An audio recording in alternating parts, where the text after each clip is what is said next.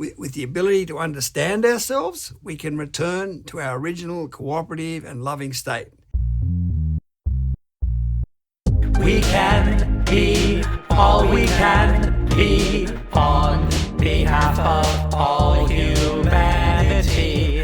We can be all we can be on our path to sustainability. We can be all we can be. We can be all we can be now. We can be all we can be now. And I figured it is, human beings evolved as loving, compassionate, cooperative animals. I love you. It's a trait we share with the bonobos and other great apes, and something entirely natural if only we and our school systems will allow it. All I want is some peace and some harmony.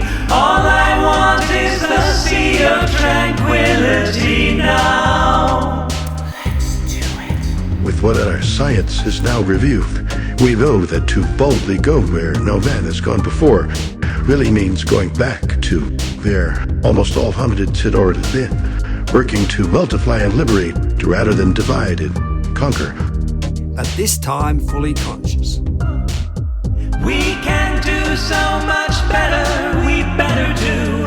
All it takes is you being your better you now. And it will all be like waking up from a nightmare.